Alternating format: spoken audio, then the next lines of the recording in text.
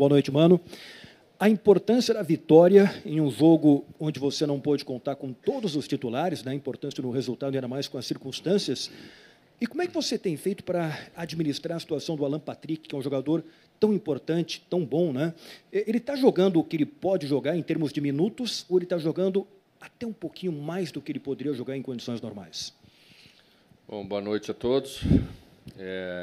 Hoje era um jogo em que o resultado era mais importante do que tudo, pela circunstância da semana, porque o futebol tem os passos que você pode, às vezes, adiantar as situações, ou, às vezes, você pode atrasar um pouco o processo. Quando não vencemos, na minha opinião, o CSA numa condição melhor no primeiro confronto, criamos uma dificuldade para quinta-feira.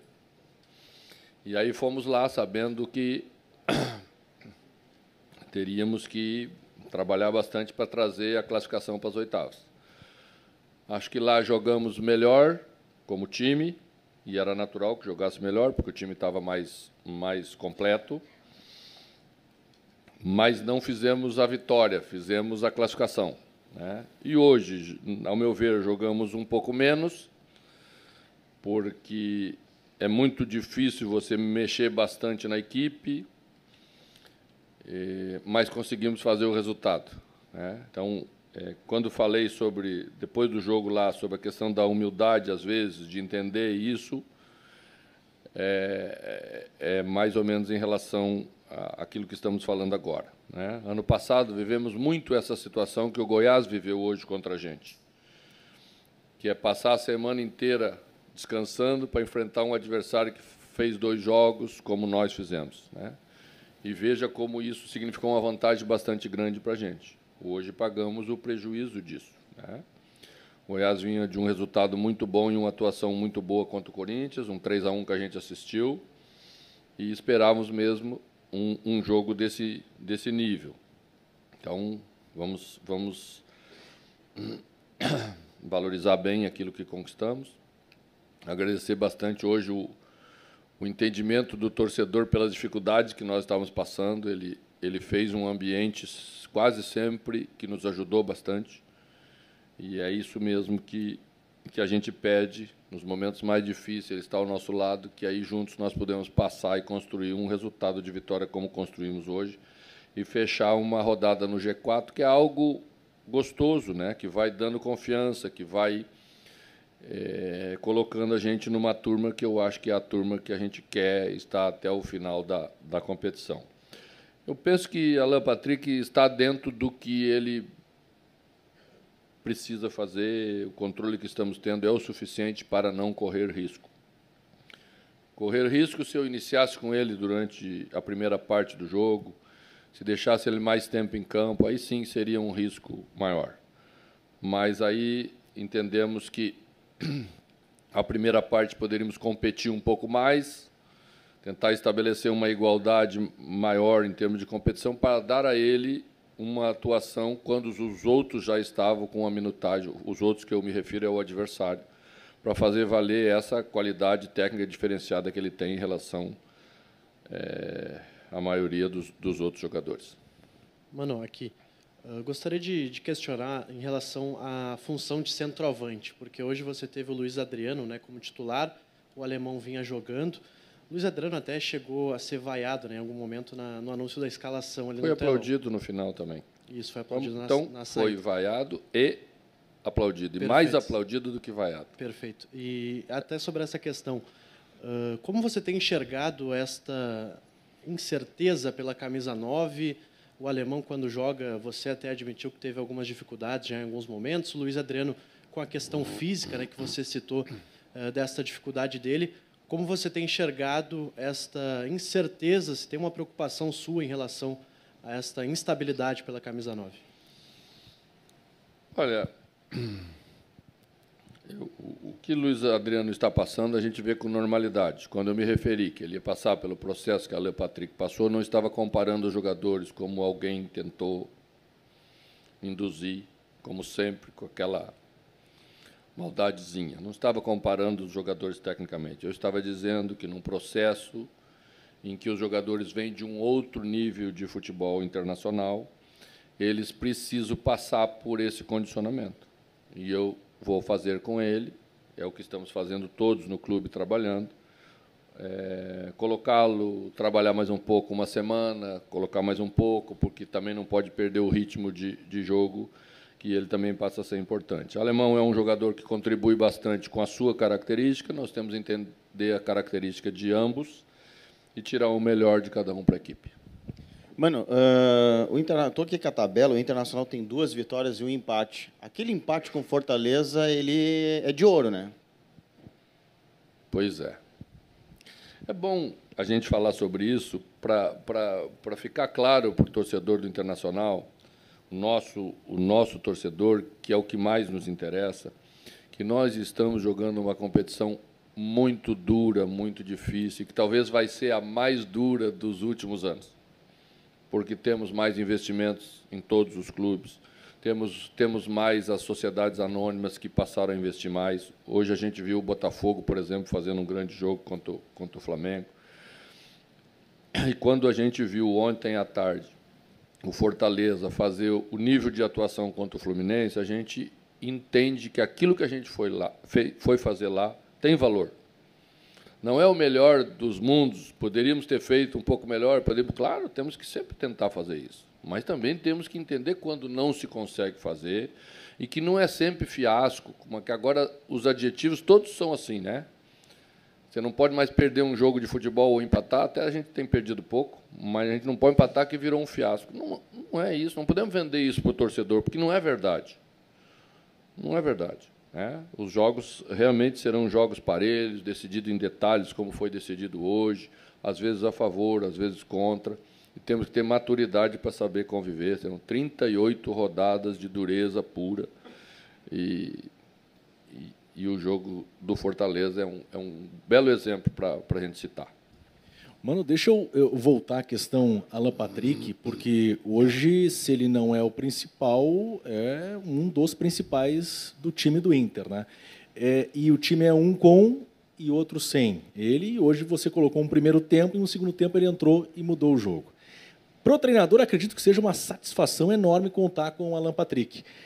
Mas, por outro lado, o treinador também não fica preocupado com o fato de a equipe ser refém da qualidade e precisar sempre do jogador e não ter, talvez, outros escapes para que brilhe tanto quanto o Alan Patrick? Eu penso que a equipe tem outros escapes. Não tem como você ter 2 Alan Patrick. Eu acho que ninguém tem 2 jogadores desse nível. Você vai ver que você vê outras equipes também sentindo falta de grandes jogadores que, eventualmente, não estão jogando. Não vou citar porque senão dizem que eu estou muito preocupado com o quintal do vizinho, que não é isso. Tá? Mas são exemplos práticos disso que nós estamos falando. Então, não tem como, nós temos que resolver o problema. Hoje eu poderia ter resolvido com outro meia. Hoje eu poderia ter saído com outra formação, que não foi a formação inicial. Mas a preocupação do desgaste da equipe fez com que a gente apostasse numa segurança um pouquinho maior no primeiro momento, para arriscar um pouco mais no segundo. Eu acho que era uma decisão difícil de ser tomada. E foi por isso que a gente fez dessa forma. Mano, não posso deixar de te perguntar sobre o grande assunto desse último final de semana envolvendo o seu nome. E aí me permito aqui traçar uma linha do tempo em que, depois do vice-campeonato brasileiro, se criou muita expectativa com a temporada do Inter, que começou com um pouco de instabilidade, principalmente ali naquela eliminação contra o Caxias na semifinal do Gauchão. Mas, mesmo assim, o seu nome foi ventilado em grandes equipes que passaram por alguns problemas recentes, como Atlético Mineiro e como Corinthians. Eu queria te ouvir, principalmente, sobre a sua definição, que a gente imagina que seja, então, por essa permanência aqui no Internacional, e como que você recebe, com esse início de temporada que teve a sua instabilidade, o torcedor cobrando um pouco mais, receber convite de 2 equipes grandes como o Atlético Mineiro e o Corinthians. Bom, primeiro vamos separar convites de sondagens. No futebol, sempre que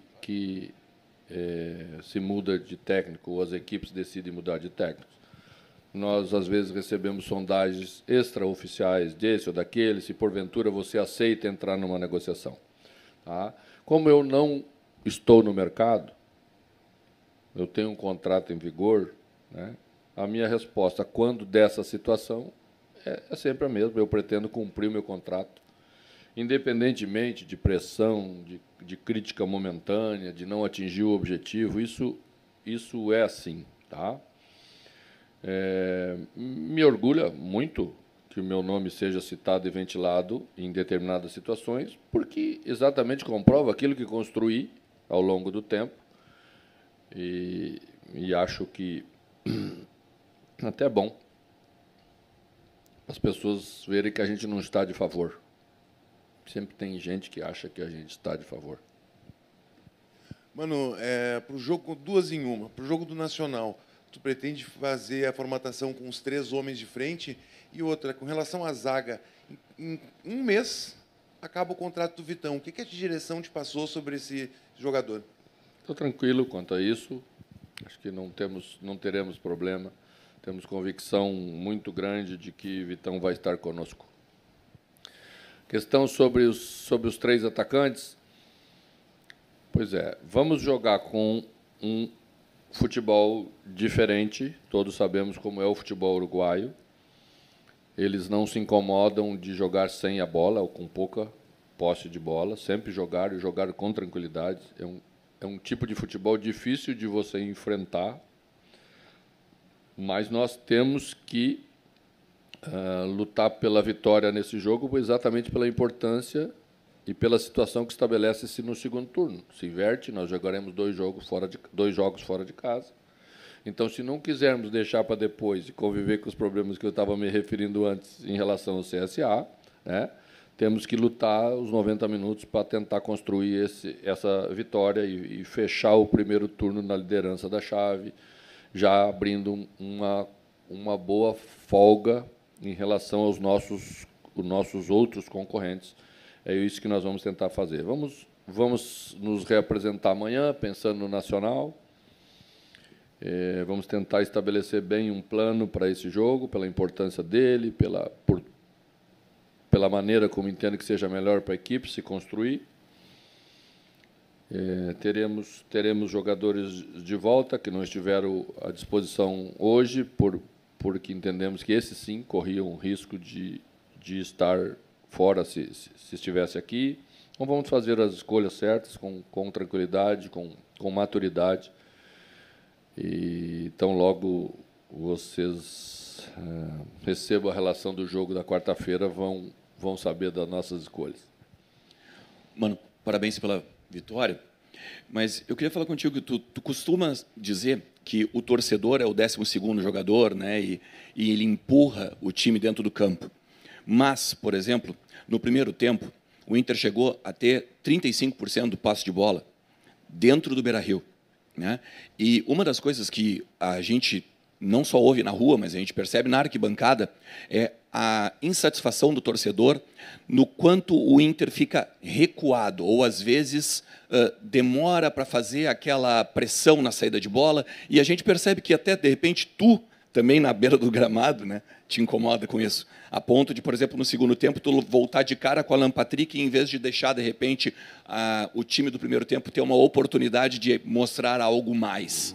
Eu queria que tu falasse sobre essa questão do time jogar recuado, ou então recuar em momentos quando poderia, de repente, estar mais à frente, né, buscando o ataque e o gol. Bom, vamos falar objetivamente sobre isso, né? Salvo em algumas exceções, quando você vai jogar com uma equipe que tem muita qualidade e tem como estratégia muita posse de bola, salvo nesses momentos, ninguém quer ficar sem a bola e ninguém quer ficar mais recuado no campo. Não conheço nenhum treinador de futebol que fica feliz quando a bola está mais perto do seu gol do que a bola esteja perto do gol do adversário. Mas esse não é um acordo que a gente faz com o adversário. Se o adversário está tendo mais posse de bola, é porque ele está tendo mais competência para ficar com a bola. O nosso time do primeiro tempo teve esporádicas jogadas fortes de ataque. Até foram boas. Até acho que houve uma penalidade máxima a nosso favor, não marcada pelo árbitro. Aliás, uma arbitragem bem ruim, né? Bem ruim, totalmente aquém do nível do jogo que a gente teve, mas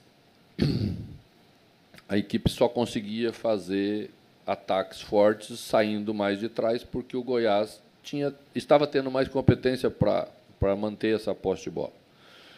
A gente saiu com uma ideia de um 4-5-1 e, em função de que o Goiás estava tendo uma saída de bola mais qualificada, eu rapidamente modifiquei, trouxe Johnny para fora, empurrei Maurício para dentro, para tentar pressionar mais alto um dos jogadores que, ao meu ver, estava iniciando as jogadas do time deles, que era o volante principal, o volante central.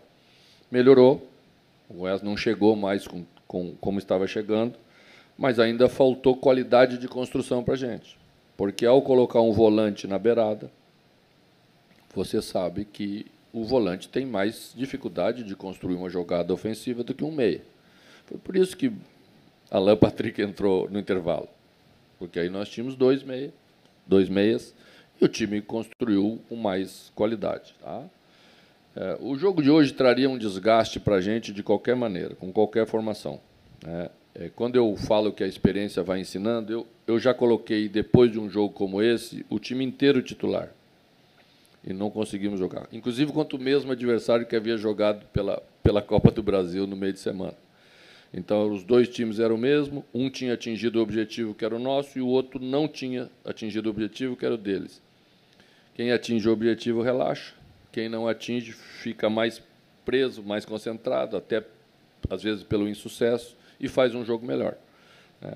Então, a gente tinha que fazer alguma coisa para tentar dar um pouco de saúde. Acho que, em algumas coisas, tivemos o retorno de Bustos, que devolveu à equipe um pouco mais de passagem, mas perdeu um pouquinho de força, porque ele ficou um tempo fora. Então, você viu que depois, na segunda parte, quando o Igor entrou, defensivamente não sofremos mais no lado de lá. Então, você ganha uma coisinha, perde outra coisa.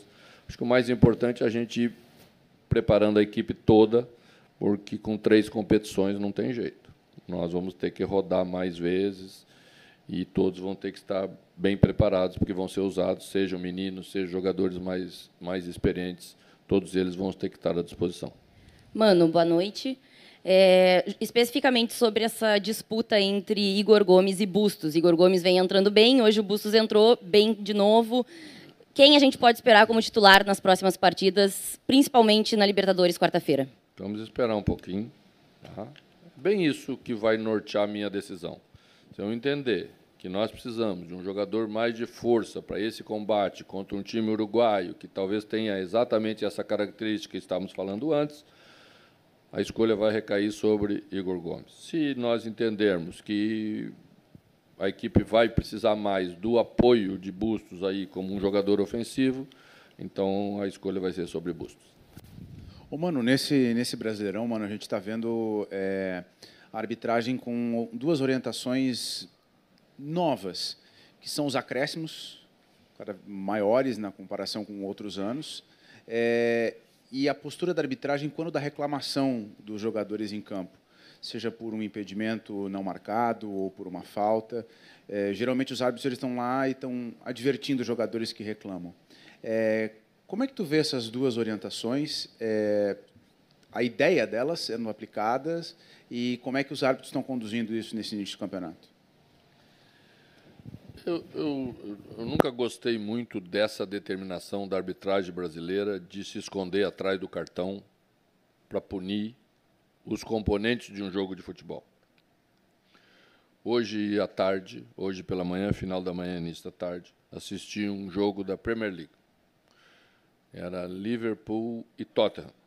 O jogo foi 4-3, foi um jogaço. Os treinadores reclamaram, os jogadores reclamaram, e não aconteceu nada do que acontece no Brasil. Porque a gente não gosta de... A arbitragem brasileira não protege o futebol, ela protege o árbitro. Isso é muito ruim. Né? Semana passada, quando fizemos o gol com o Flamengo, eu escutei do Leonardo Gaciba a avaliação sobre o lance. Ele que foi o chefe da arbitragem brasileira. E ele disse que o jogador tinha que ser advertido por tentar enganar o árbitro. Então, nós anularíamos um golaço do futebol para proteger o árbitro. Não tem sentido proteger o árbitro naquele lance. O mundo sabe que aquele lance não ia ser pênalti em lugar nenhum. Nenhum torcedor no estádio ia cobrar se aquilo ia ser pênalti ou não, porque não foi, né? Mas existe coisas normais no futebol que o jogador cai, né? O jogador se prepara para um choque e vem o jogador que nem veio, acho que era Everton, Cebolinha, né? E tira o corpo no meio do caminho. Você cai, porque você se preparou para um choque que não houve. E ninguém está tentando levar vantagem nenhuma. Então, o árbitro não pode ser essa autoridade que não pode ser nunca contestada, que não pode ser nunca... Isso não é bom para o futebol. Quando há exagero das partes, todos nós aceitamos que cometemos erros e temos que ser punidos. Mas não pode ser isso o que norteia o futebol. Às vezes pensam, mas os treinadores na Europa não reclamam. Eu selecionei as imagens do jogo de hoje, eu te entrego para te ver se os dois treinadores não reclamaram. Reclamam como a gente reclama, né? Quando passa do limite, nós vamos ser punidos, e quando não parte... Hoje aconteceu um episódio, porque aqui no Rio Grande do Sul ainda nós temos um outro agravante. O quarto árbitro é muito correto. O gaúcho tem essa mania de ser super honesto. Super em tudo, né? Não era 3 minutos de jogo e veio uma bola em direção à área técnica. E eu peguei a bola na mão. O quarto árbitro veio até mim e disse o seguinte: mano, cuidado para não parecer que tu está tentando pegar a bola na mão para ganhar tempo. Há 3 minutos de um jogo na nossa casa que nós temos que ganhar, isso é surreal. Isso é surreal. Isso é muita proteção por nada. Isso não tem sentido. Nós temos que parar com isso, gente. Senão daqui a pouco vai virar um negócio que não é futebol. Tá? Então, é isso que eu penso sobre essas questões da arbitragem. Eu acho que em determinados momentos existe o exagero do jogador brasileiro que reclama. Em determinados momentos existe o exagero do técnico que reclama, né? Mas a gente não pode passar do ponto para tentar chegar numa coisa que, na minha opinião, não tem nada a ver, né? A questão do acréscimo também é muito importante tu ter tocado. O árbitro também tem uma parcela importante e o jogo não parar. Porque ele está vendo quando um jogador se joga no chão e quando tem chance de ter acontecido uma coisa ou não. Se ele deixar o jogo rolar, o jogador levanta. Eu te garanto que o jogador levanta. Se ele não parar toda hora o jogo para ir lá dar uma atenção para o cara que não tem absolutamente nada, o jogo não vai precisar ter tanto acréscimo. Como que nós vamos fazer agora na preparação física dos jogadores? Você sabe quantos jogos a mais significa 15 minutos de acréscimo no Brasil? 8 jogos a mais por temporada. Nós já fizemos a conta. Será que nós ainda vamos ter que jogar 8 jogos? Já não jogamos o suficiente no Brasil, jogar 70, 80 partidas? Como que vai ser ainda mais a preparação e desgaste dos nossos jogadores? Será que eles vão suportar isso? Nós teremos muito mais lesões. Quem vai reparar isso? Então, assim, são coisas que a gente podia discutir mesmo numa profundidade maior, porque são importantes. Nós todos somos envolvidos no espetáculo e temos opinião também muito importante para dar, e que acho que foi legal a tua pergunta e me propiciou falar sobre isso. Boa noite.